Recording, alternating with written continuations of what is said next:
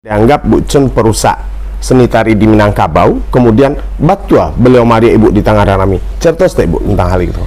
Ambo tidak kenal dengan Mak Kati kecuali Joko Piah nambah bulu-bulu tu. Cik, 2, 3. Dah mulai no.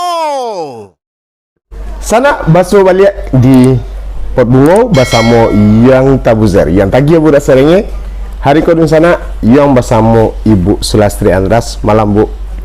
Malam. Bu Sulastri Andras kini beliau lebih akrab dipanggil, dan tentu satu-satu orang di Sumatera Barat juga tahu banyak dengan beliau. Beliau dia lebih akrab dipanggil Bu Chun. Bu Chun merupakan pendiri dari sebuah sanggar yang cukup punya nama di Sumatera Barat, namanya Sanggar Stampamania. Cerita Bu, perjalanan Ibu merintis dunia seni kok. Jadi dun sana perlu dun sana ketahui Bu Chun merupakan pensiunan dari guru SMKI, SMK 7, dan beliau adalah anak seorang pelaku seni tradisional di daerah Palembang, Tupai Janjang, yang lebih akrab dipanggil Andras atau Abu Nawas Datuk Rajo Ampek Suku, dan beliau lah almarhum, dan ibu adalah anak kedua dari pelaku seni tradisi itu. Nah, apakah perjalanan seni yang ibu geluti itu ada kaitan Jo? Orang tua. Orang tua. Iya. Jadi Ambo kan gadang dalam keluarga Seni. Jadi bapak Ambo seorang pemain teater, penari, pesilat, petata petiti, pokoknya langkok. Cukui, dan Ambo dibesarkan dalam lingkungan itu. Jadi dari mulai kelas Ambo baru sampai tahun itu Ambo lah main teater. Main teater, dan saat itu kan belum pandai tulis baca. Jadi orang tua hanya memberikan hafalan.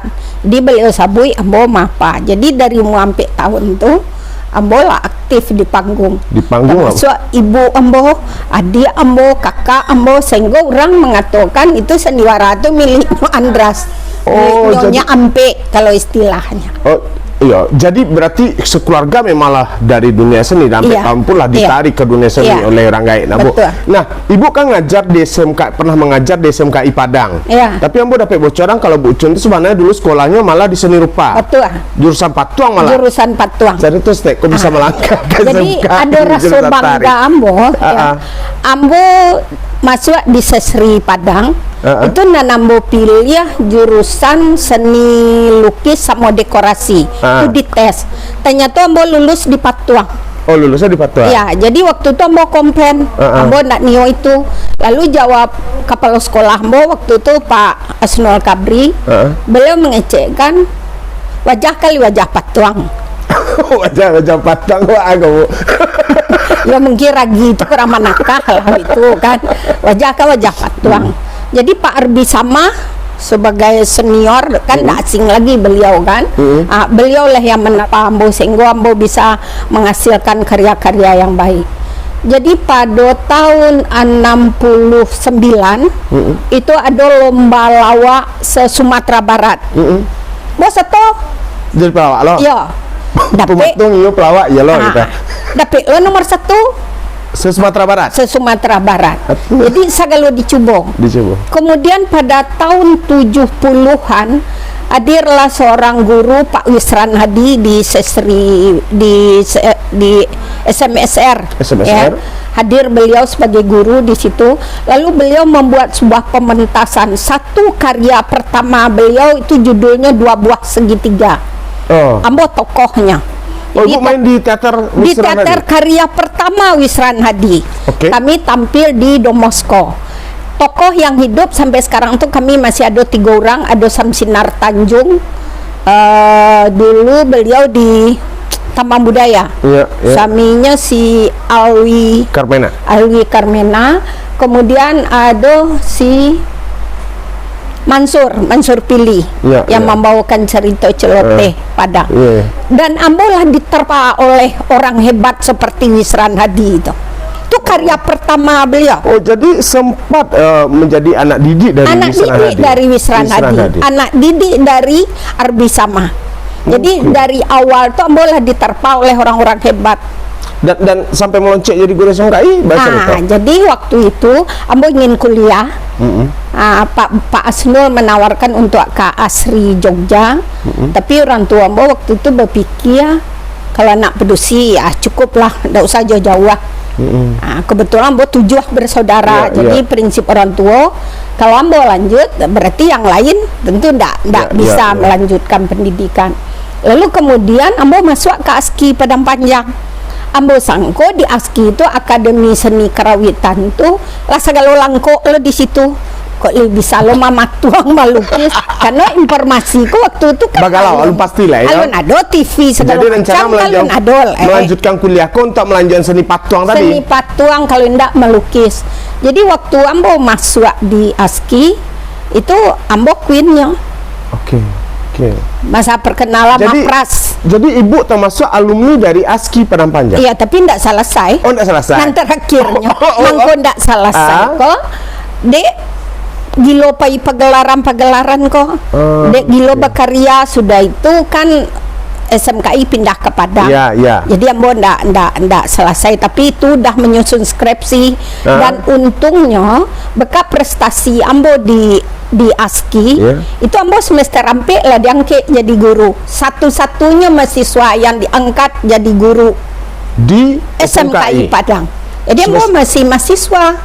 Masih mahasiswa diangkat jadi guru. Masih berusia 21 tahun. Lah jadi guru ya. Lah jadi guru. Nah, berarti waktu di ASKI itu jurusan yang diambil adalah jurusan Karawitan. Jadi belum ada. Jadi jurusan Karawitan, main talempong, menari, pokoknya semua. Dan saat ambo berada di ASKI, kenapa ambo sampai bisa terpilih untuk diangkat jadi guru? Itu ceritanya Nanda, setiap ada kegiatan di ASKI, itu ambo turun tangan mendekor. Walaupun ambo jurusan patuang, kebetulan kelas ambo bersebelahan dengan jurusan dekorasi. Jadi asal ada guru ambo lari ke sebelah beraja. Jadi anggapan orang ambo lah pendekor hebat lah. Kemudian diangkat jadi guru. Ya, kemudian ambo di ASKI itu yang luar biasa. Pak Khairul Harun itu adalah dosen ambo. Pertama beliau membuat karya itu ambo yang pemerannya, dan ambo terpilih sebagai aktris terbaik, pemeran wanita terbaik antar perguruan tinggi. Masih ada tanda buktinya. Artinya panjang perjalanannya, mungkin anak-anak beliau mungkin tidak banyak tahu.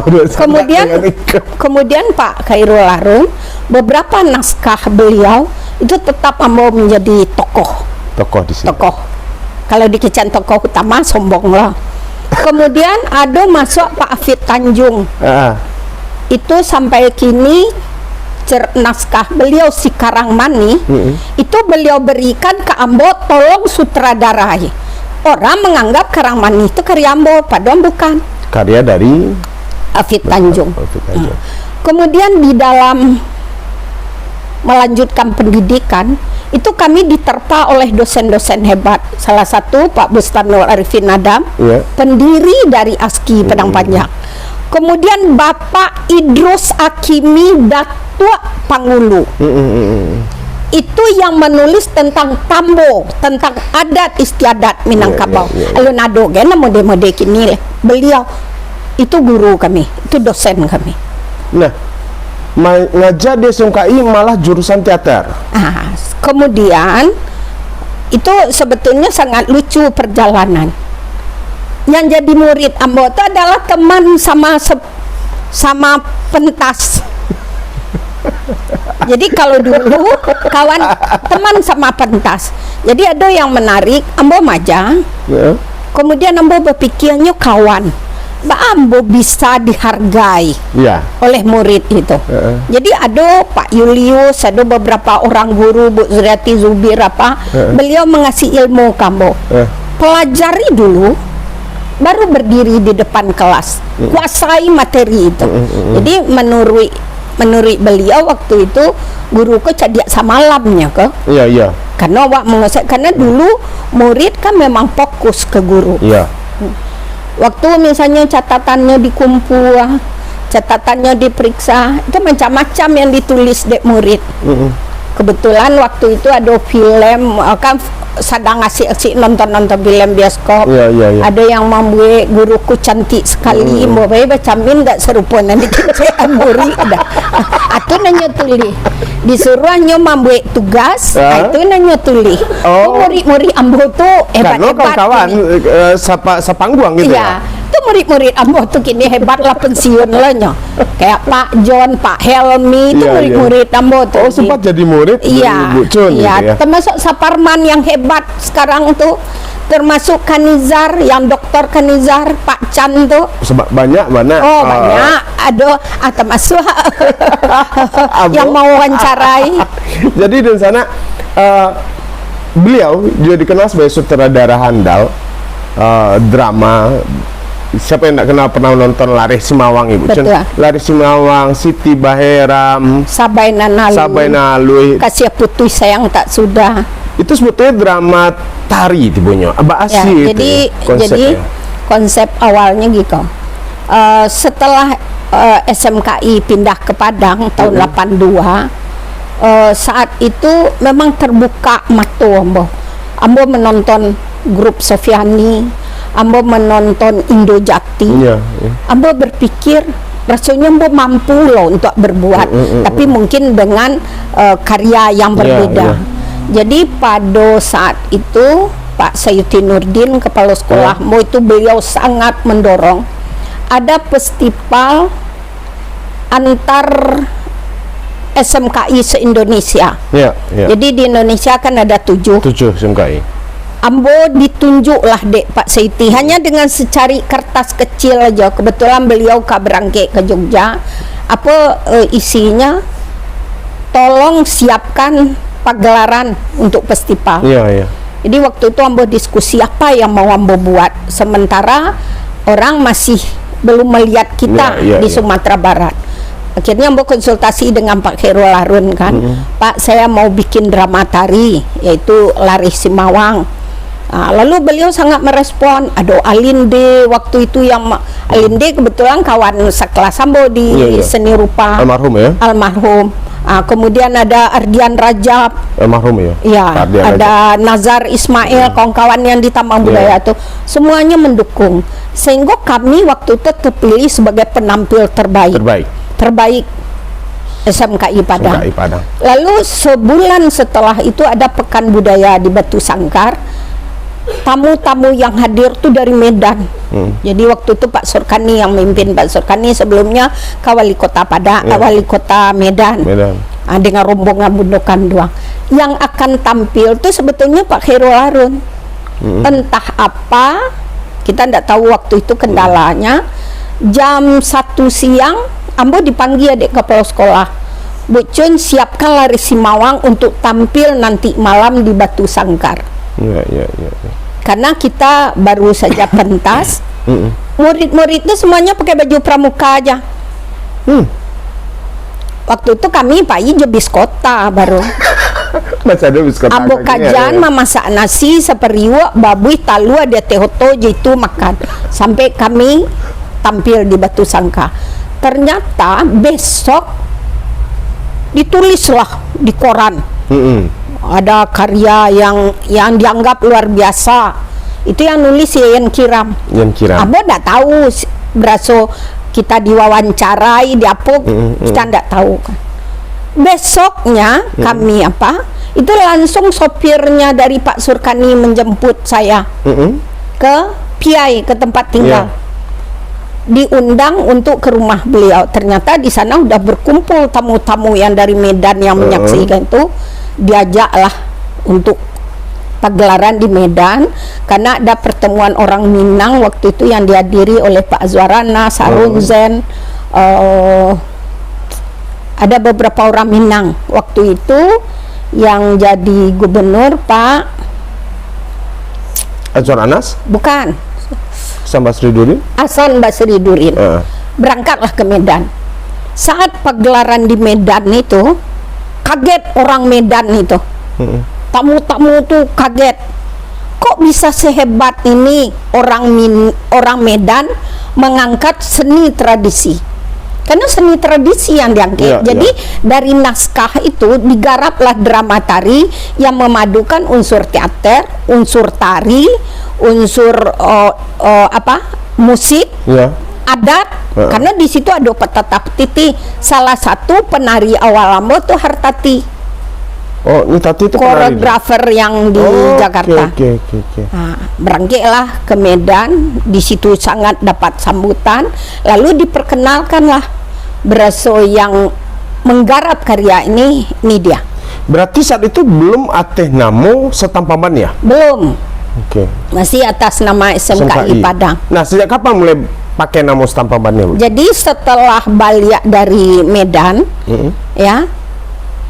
kita ketemu dengan Pak Surkani. Peresmian ada hotel satu-satunya di Alang Laweh ini, apa nama hotelnya? Hotel Bougainville. Itu satu-satunya yang mengadakan pagelaran malam yang berbentuk tradisi tamu. Lalu waktu itu kita ngomong dengan Pak Surkani. Kata Pak Surkani, kenapa ndak bikin satu sanggar Kita komunikasi dengan kepala sekolah, disambut baik. Tapi waktu itu masih bernama Satampang Bania, SMKI Padang Satampang Bania. Masih membawa nama sekolah gitu. Iya. Tapi dengan perkembangan berikutnya Pak Sayuti menawarkan yang SMKI, yang Satampang Bania. Lalu tahun 85 kita resmi berbadan hukum. Kita daftarkan ke Dinas Pendidikan. Sehingga Satampang Bania sudah berdiri sendiri dari tahun 85. Perjalanan panjang. Jadi di sana Bu Chun pun terkenal sebagai MC, master seremonial yang paling sangat dihargai di Sumatera Barat. Itu terbukti setiap acara pesta, nikah, apapun yang disupport oleh beliau. Juga mengelola wedding organizer Satampang Bania, sehingga beliau jadi MC di Satampang Bania itu ada anak beliau seorang Maria Dance dan beliau sendiri. Ibu, baru usia Ibu kini, Bu? Setahun deh 70 tahun dan masih dipakai jadi MC. Alhamdulillah. Luar biasa. Ada pesta nanti Januari. Jadi dokter itu dulu pestanya dengan ibu MC-nya. Dia juga mau mantu, udah dia lapor, saya maunya tetap Tante Chun nanti. Jadi waktunya beralih dulu masih Bu Chun, ala kami menantu Bu Chunnya lain. Iya, kemarin pun juga demikian. ada dia pesta sama Bu Chun, anaknya kemarin juga tetap dengan Bu Chun. Sedikit di sana, ambo banyak yang ambo gali sebenarnya di Pot Bungo Kaliko bersama Bu Chun. Pasan Bu Chun untuk MC muda Sumatera Barat. Jadi mungkin sebetulnya menjadi seorang pembawa acara itu bukan hanya pintar retorikanya, bukan seni berbicara, tapi ada etika-etika yang harus kita pahami. Jadi kita melihat sekarang MC muda itu cukup bagus, cukup baik, tetapi tata krama etika itu masih perlu dilengkapi. Tata krama, cara tagak, cara duduk itu termasuk cara makan, termasuk kalau kita pembawa acara, kita haus, kita mau makan, ndak boleh awak cepat cepong lo di muka tamu itu dah. Tapi ibu kecil orang, Ibu Chun itu terkenal pamberang, bagaimana Ibu? Sebetulnya ndak, ambo memang disiplin karena orang gaya ambo tentara. Jadi ambo ketek-ketek di orang tua ambo, itulah diajar tata krama. Kalau mencuci tangan sudah makan, tidak boleh di calaman saja kecuci kayak basuh. Kalau itu yang dilakukan 1-2 kali tidak berubah tuh, cuci tangan tuh ke muka. Kare sana. Dan satu-satunya yang membuat ambo terpilih yang jadi guru itu kedisiplinan ambo. Dan itu Pak Bustanul mana yang ngecek. Berarti kuncinya disiplin sebenarnya. Disiplin etika.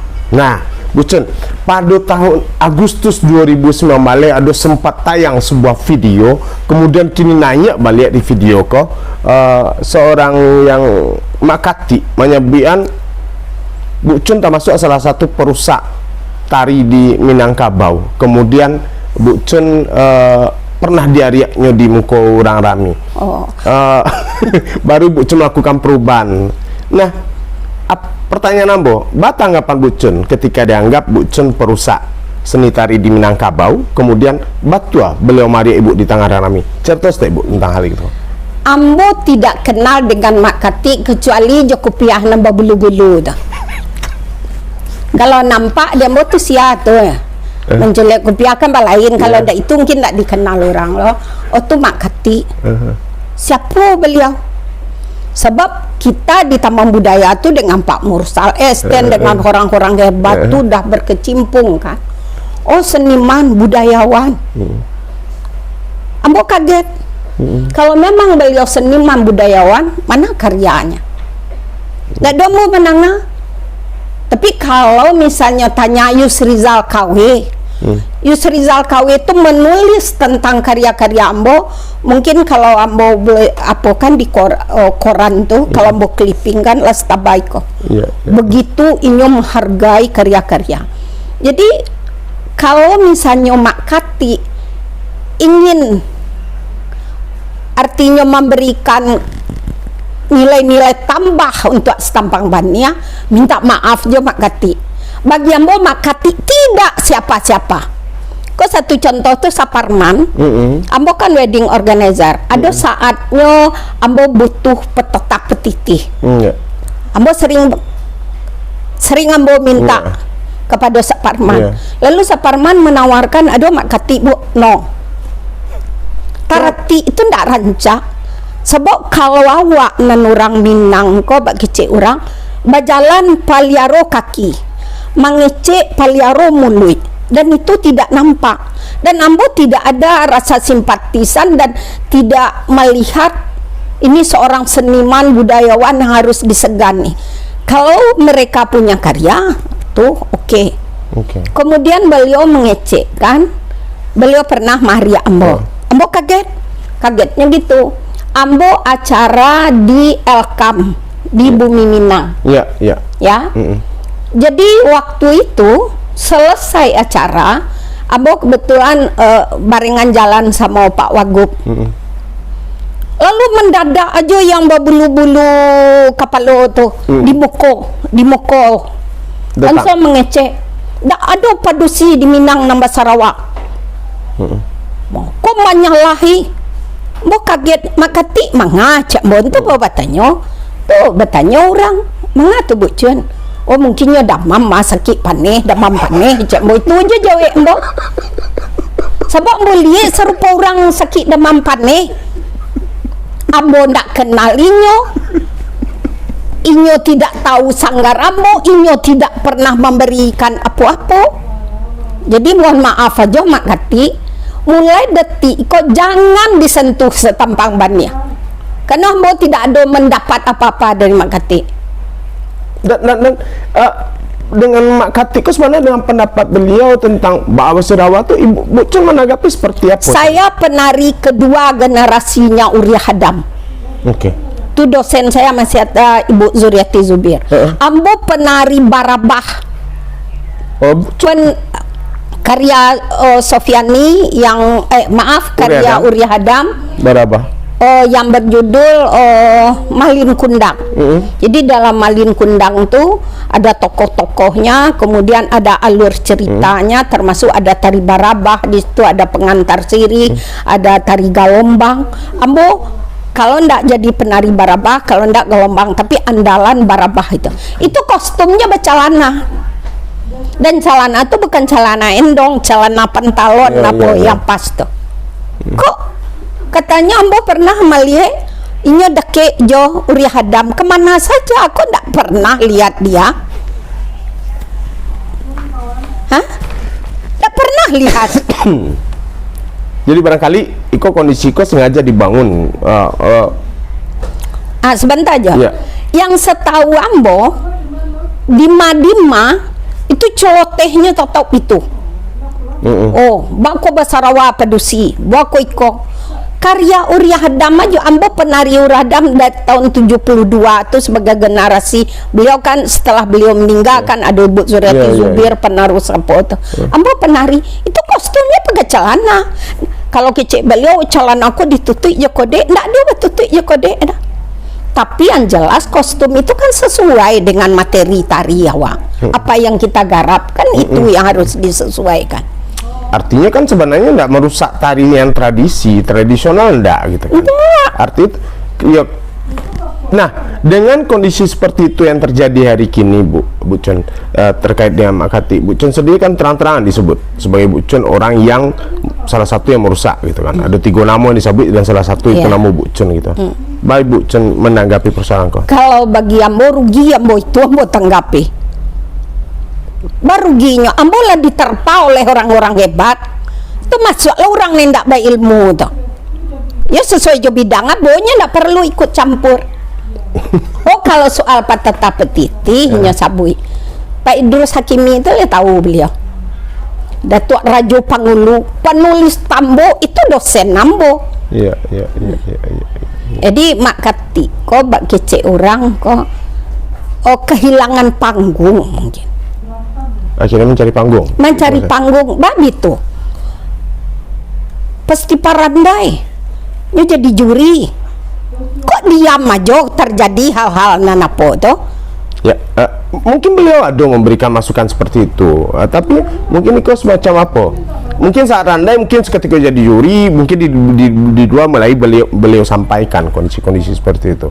Atau bagaimana pendapat Ibu dengan itu? Ya sebenarnya, John, ada minang ko bak kecil orang dak lakang dek panih dak lapuak dek hujan. Tapi kenapa bisa diwarisi oleh generasi muda? Karena lah ada petatah orang gaya awak. Sekali aja gadang, sekali tapian berubah. Jadi ada penyesuaian. Paham John tuh? Sekali aja gadang, sekali tapian berubah. Itu yang penting. Dan yang paralu awak ko bak kecil orang kan ada nasihat dari orang gaya awak.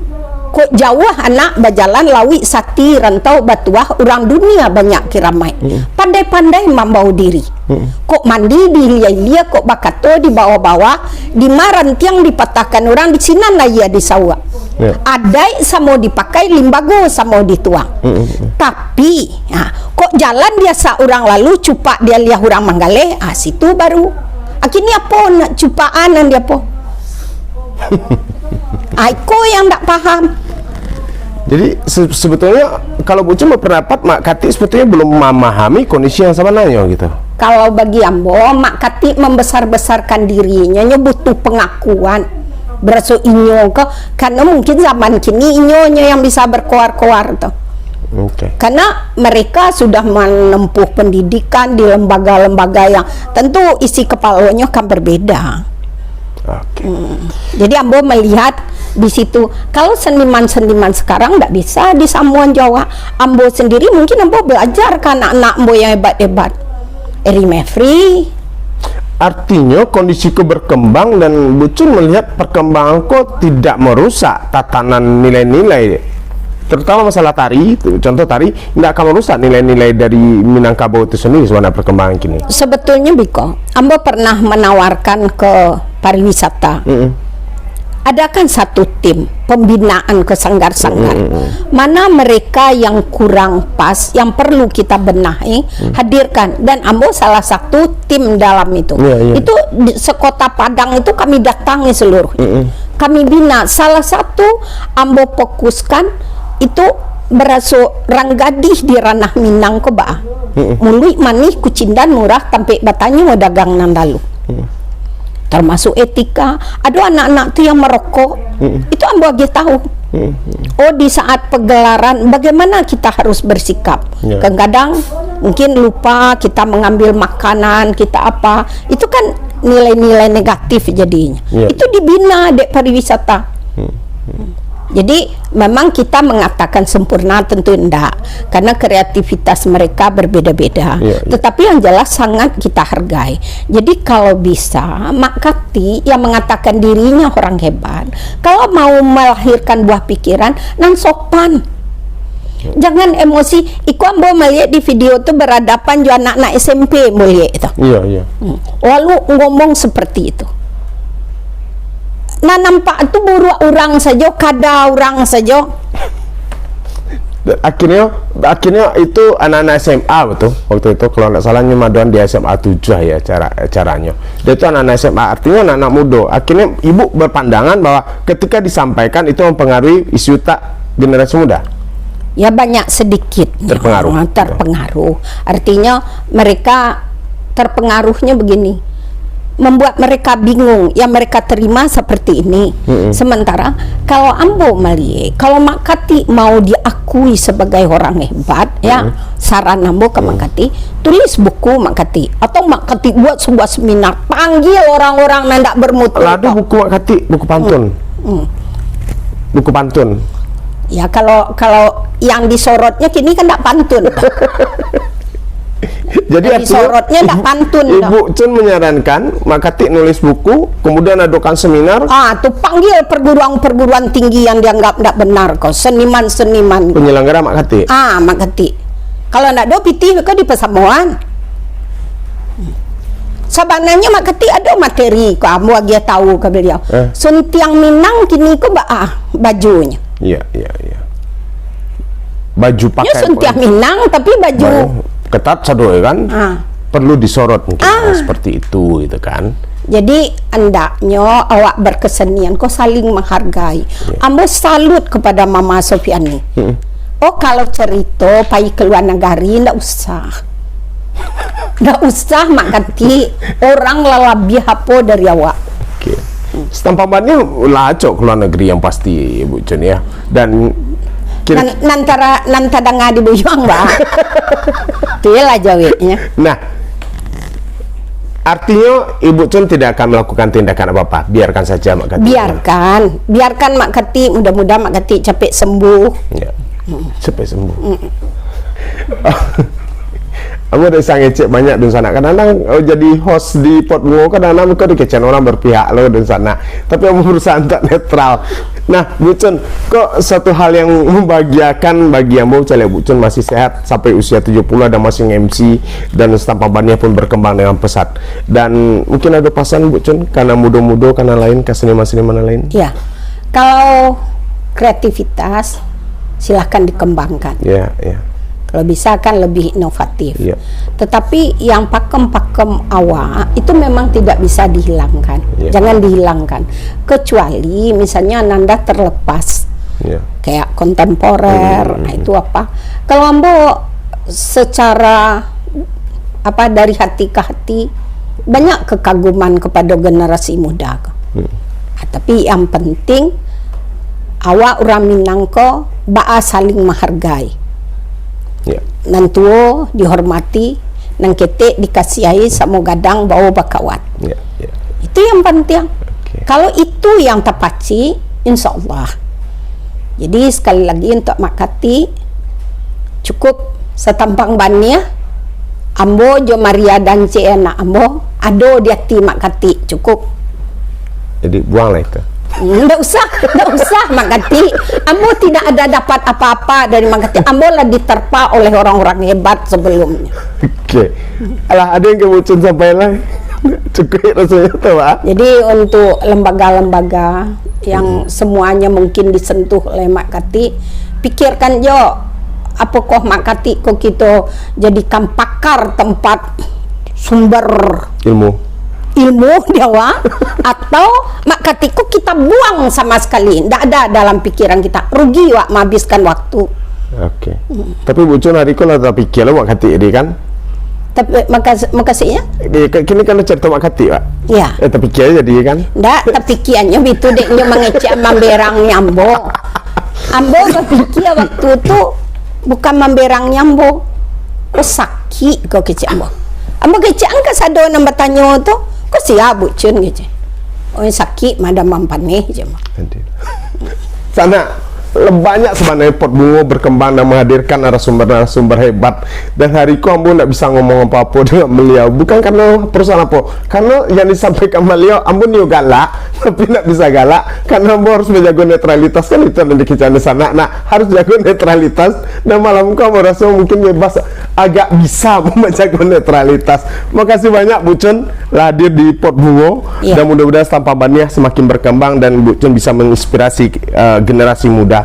Dan kenapa membahas perjalanan beliau di sana untuk menjadi orang sukses seperti Bu Chun tidak mudah. Ternyata punya perjalanan panjang yang berliku, dan hariko tak buka kalau beliau itu pernah kuliah di ASKI, beliau pematung, penari, pemain teater, sutradara, pelawak, MC pulo, dan beliau ternyata multi talent dan Mudah-mudahan generasi-generasi berikutnya ada yang sehebat-hebat Bu Chun mungkin dan bisa lebih.